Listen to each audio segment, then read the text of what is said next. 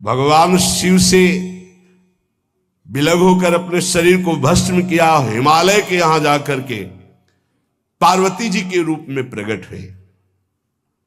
हिमालय पुत्री पार्वती बाल्यावस्था से ही निरंतर ध्यानस्थ रहना शिव अनुराग में।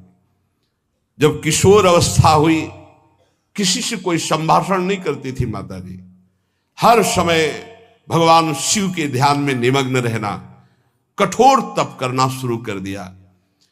जो बिल्व पत्र सूख कर गिर जाते थे, माता जी उसको अपने मुख में रख करके पा लेती। एक बिल्व पत्र, अपर्णा, शरीर सूखने लगा। माता जी का नाम अपर्णा। भारी तपस्या। भगवान शंकर को एकदम बोध हुआ कि सती का जन्म पार्वती के रूप में हिमालय के यहां हो चुका है और वो हमारे लिए कठिन तपस्या कर रही है। तो सप्त ऋषियों को बुलाया और उनसे कहा कि जाओ इनके प्रेम की परीक्षा लो। जानते हैं, सब कुछ जानते हुए भी ये होता है। जैसे लोग कहते हैं भगवान जानते हैं अपने भक्त को, तो परीक्षा क्यों लेते हैं? तो पढ़ाया तो टीचर ने ही है, तो सालाना परीक्षा तो होगी ही कि तुम क्या पढ़े हो। ऐसे ही तुम्हारे प्रेम की परीक्षा होगी। तुम हरि को चाहते हो या हरि की रची हुई माया को? हरि की हुई रची हुई माया में आकर्षित हो गए तो जीरो आ जाएगा। और हरि की तरफ देखते रहे, माया से बच गए तो नंबर आ जाएंगे। 100 के 100 आते हैं यहाँ, 98 96 नहीं आते। 2 ही चैप्टर हैं, हरि पसंद कर रहे हो या हरि की माया। हर भक्त के सामने आता है तो प्रायः लड्डू ही खाने को मिलता है। बचता वही है जो मामे हुए प्रपद्यन्ते माया में ताम तरंति थे, केवल हरि। पार्वती पहि जाई तुम प्रेम परीक्षा लेहु, गिरिहि पेरि पठयहु भवन दूरी करहु संदेहु।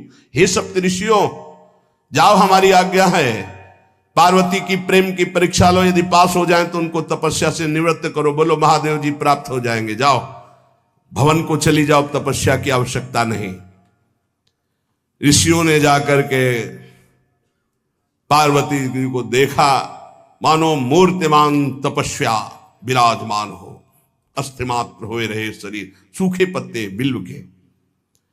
मुनि बोले, हिमांचल नंदिनी, इतना कठोर क्या प्राप्त करना चाहती हो? किसकी आराधना कर रहे हो? तुम्हारा लक्ष्य क्या है? यदि हम सुनने के अधिकारी हों तो आप कृपा करके बता सकती हैं। पार्वती जी ने कहा, मन बड़ा सकुचाता है आपसे ये बताने में। आप लोग कहीं मेरी हंसी ना उड़ा दें जो मेरा लक्ष्य है।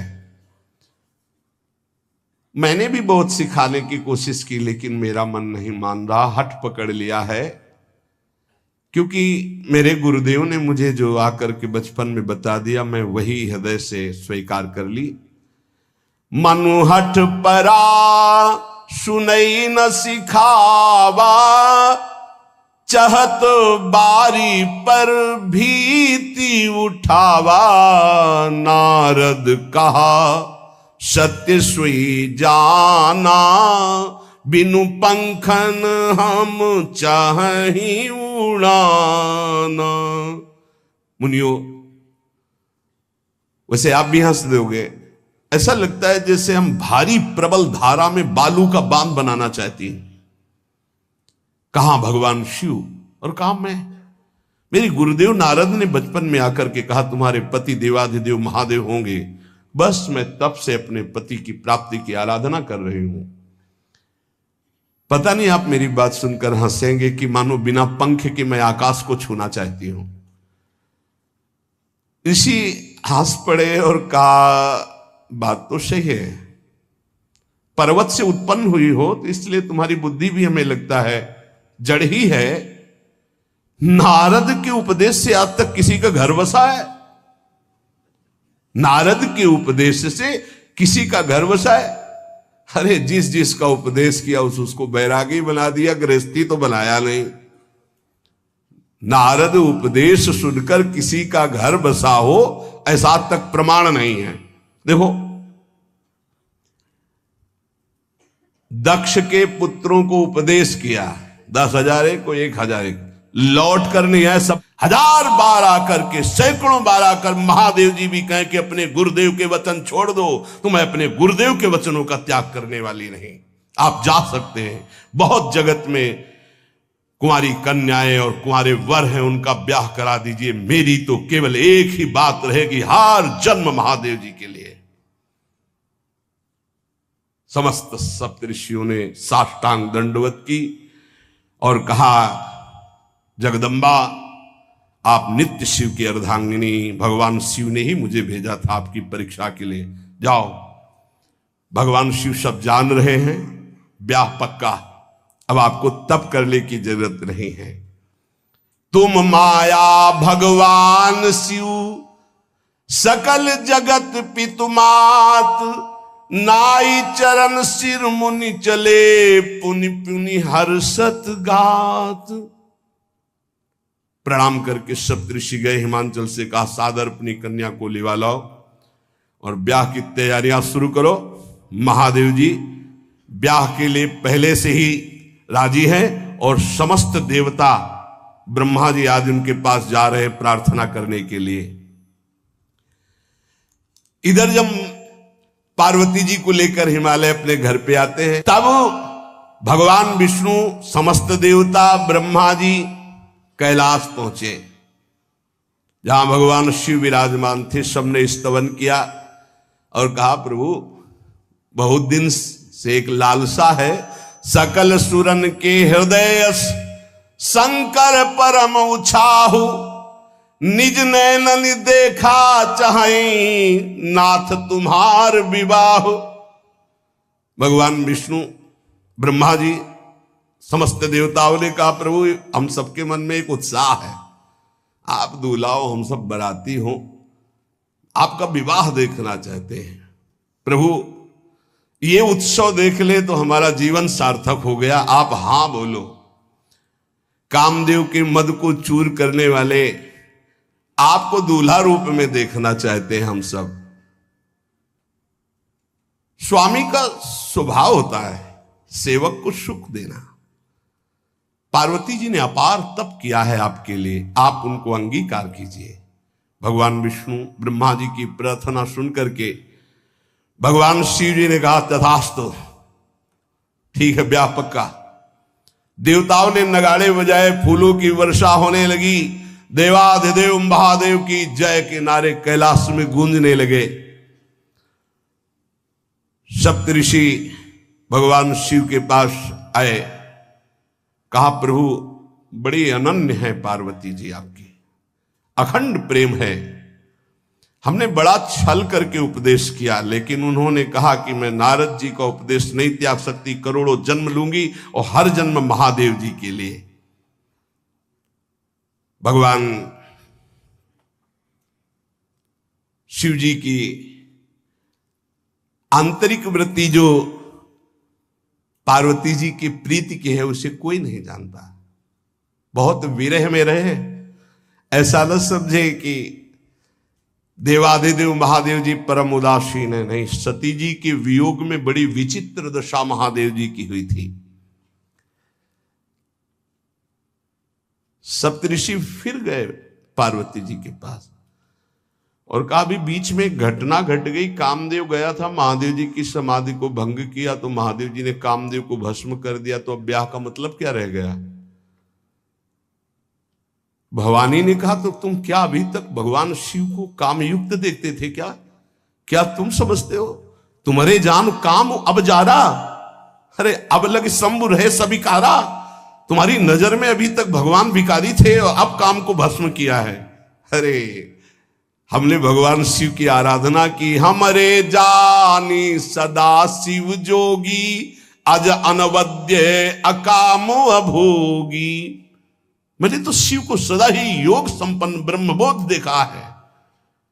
वचन और कर्म से, मन से मैंने यदि भगवान शिव को अपना स्वामी माना है, योगी, अजन्मा, अनिंद्य, काम रहित, भोगहीन, तो निश्चित मुझे प्राप्त होंगे।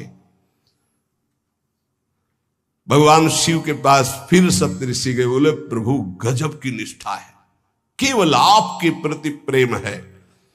ब्रह्मा जी ने लगन रची, सप्तऋषियों को बुलाया और कहा ब्याह दोनों तरफ, ये लड़की पक्ष की लगन, ये वर पक्ष की लगन।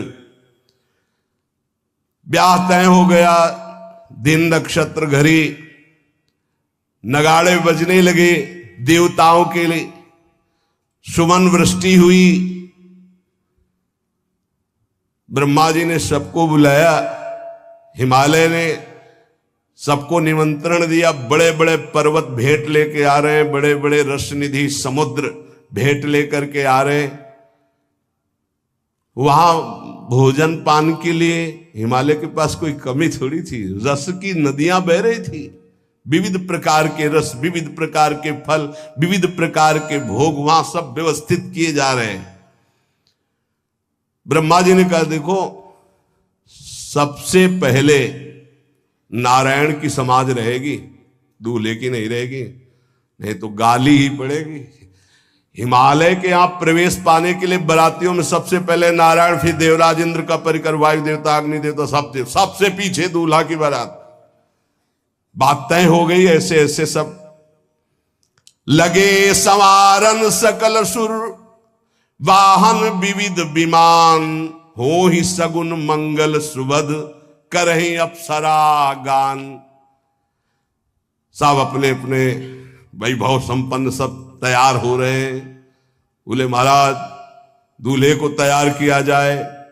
शिव ही शंभुगन करहि सिंगारा,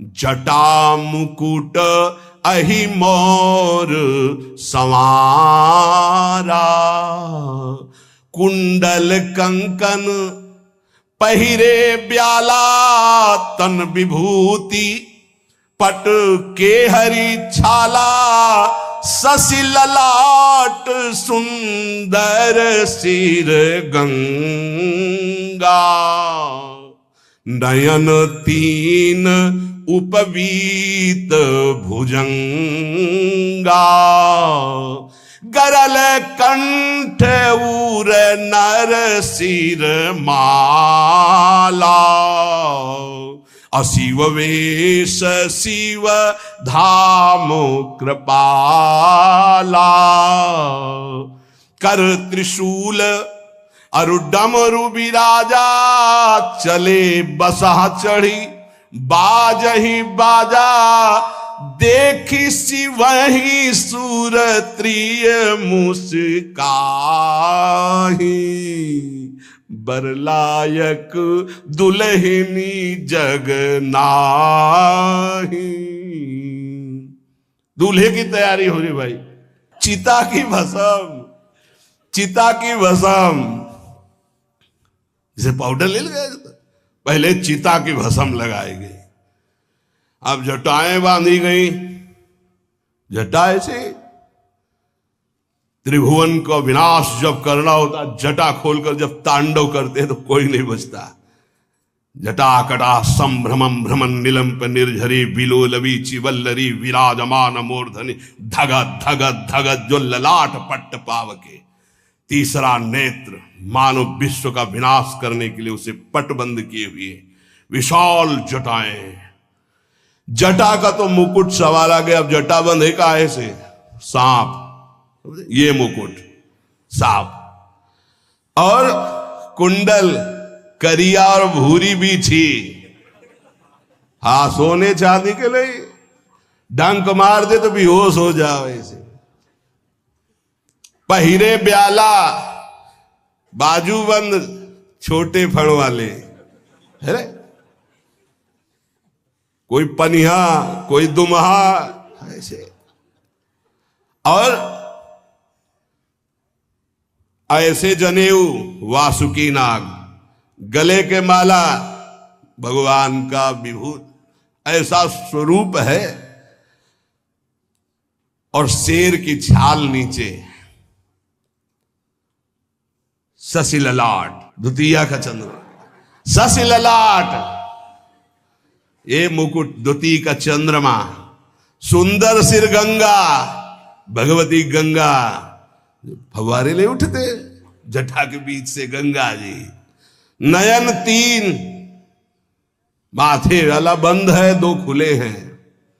उपवीत भुजंगा, जनेऊ वासुकी नाग। गरल कंठ, नीलकंठ विष यहां रोके हुए, और मुंडों की माला, हाथ में त्रिशूल, डमरू बंधा हुआ, नंदकेश्वर पे सवार। बोले ऐसे दूल्हा के लिए दुल्हन तो त्रिभुवन में नहीं मिलेगी, ऐसा दूल्हा दुल्हन का मिलेगी। अच्छा, दूल्हा सज गया, ब्रह्मा जी ने देखा, बोले महाराज आगे आपकी सवारी। नारायण भगवान उनके चतुर्भुज पार्षद, शोभा सुगंध सौरभ, आगे गरुण पे सवार, पीछे हंस पे सवार ब्रह्मा जी अपना परिकर, देवराज इंद्र, भगवान विष्णु जी दूल्हे की तरफ देखे, बोले महाराज विष्णु कहा अस बिहस तब बोल सकल दिशराज, बिलग बिलग होई चलो सब निज निज सहित समाज। कोई भी दूल्हे के पास मत फटको, पीछे रहने दो, सब अलग अलग समाज चलो, नहीं पानी नहीं मिलेगा हिमालय के अगर आगे ये हुई तो। अब तो वर अनुहारी बरात न भाई, हंसी करहियो पर पुरजाई। नारायण ने कहा कि दूल्हा के अनुरूप ही हम सब बराती नहीं भैया, दूल्हा सबसे पीछे, सब बराती क्रम से पहले हम, फिर ब्रह्मा जी, फिर देवराज इंद्र, ऐसे सब। भगवान शिव ने कहा तुम अपने पार्षद सब लिए हो, तो हम बुलाते हैं। श्रृंगी निकाली, जे ही बजाया तो भगवान शिव के पार्षद आ गए। शिव अनुशासन सुनि सब आए, प्रभुपद जलद शीस तिन जय हो महाराज की आज्ञा करो। अरे बोले विवाह हमारा बहुत दिलों से आओ। भुचप्पा जैसे देखो ना, अगिया बैताल। हाँ अब कैसे शिव के बराती हैं, जरा ये आगे पार्टी तो निकल गई बंदनी। ये जो भगवान शिव ने बुलाया बरातियों को, अपने साथियों को मुखहीन विपुल मुख काहू, बिनु पद कर को बहुपद बाहू, विपुल नयन को नयन विहीना, रिष्ट पुष्ट को अति तन खीना। किसी के एक को मुख नहीं, केवल मानसिक का पिंड है। और पूर्ण गौरम जैसे चिदानंद, 16 वर्ष की अवस्था, हाथ में दर्पण और अद्भुत मुकुट धारण किए हुए, जटाएं ढकी हुई, गौर वर्ण, वो सुंदर रूप जो देखे सो मोहित हो जाए। ध्याये नित्यम महेशम रजति किरणिभम चारु चंद्रावतन सम। कैसा सौंदर्य रूप महादेव जी का। चलो अब जो जेवनार के लिए सब शुभ नौवधुएं सब मैना जी को बुलाया। देखो दूल्हा आ रहे हैं, एक एक कदम ऐसे चल रहे, संभाल संभाल के जैसे चलना सीख रहे हो। तांडव करने वाले चरण है, पर नारद जी ने अब नहीं। नौ किशोर अवस्था, हाथ में दर्पण, वो सुंदर रूप भगवान शिव का, एक एक कदम बारात में जो देखे सो मोहित। मैना ने कहा हो अहो भाग्य, ऐसे दूल्हा बोले वही हैं जो नंदी पे सवार थे। इनके स्वरूप को जानना बड़ा कठिन है। अब जो सुंदर जेवनार हुई बरातियों के साथ भगवान शंकर की बड़े मधुर गीत गाए जा रहे हैं। मुनियों ने फिर हिमवान को लगन पत्रिका सुनाई। विवाह का ठीक समय देख करके समस्त देवता और वेद स्वयं मूर्तिमान होकर वेद उच्चारण कर रहे हैं। भगवान शिव का पाणिग्रहण संस्कार हो रहा है। पार्वती जी जब श्रृंगार करके सभा में आई ब्याह मंडप पे, तो कोई ऐसा नहीं था जो देखकर मोहित ना हो गया हो। त्रिपुर सुंदरी अम्बा है, लेकिन सब ने उनके श्री चरणों में सर झुकाया, क्योंकि जगदात्मा महेश पुरारी, जगदम्बिका जानि भव भामा, सुरन मनन मन कीन प्रणाम। ऐसा सुंदर रूप अम्बा जी का त्रिपुर सुंदरी है। जब वो दुल्हन रूप में पधारी, कोई भी ऐसा नहीं था जो एक बार देखकर मोहित न हो, पर सब श्री चरणों में, क्योंकि जगदम्बिका है, भगवान शिव की आद्या शक्ति है। सुंदरता मर्जाद भवानी, जाय न कोटि बदन बखानी। करोड़ों मुखों से यदि वर्णन हो तो इस समय जो पार्वती जी का सुंदर रूप है, नव किशोरी और दुल्हन रूप,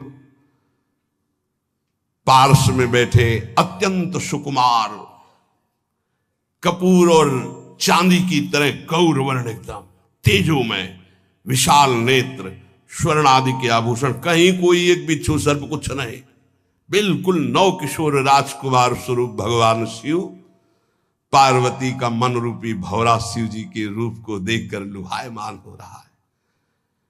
आज्ञा भई ब्याह प्रारंभ हो। आश्चर्य की बात, गणेश जी का पूजन सबसे शुरू हुआ। लियो, मुनि अनुशासन गणपति पूजे शंभु भवानी, गणानान्त्वा गणपति गुंहवामहे प्रियानान्त्वा प्रिय।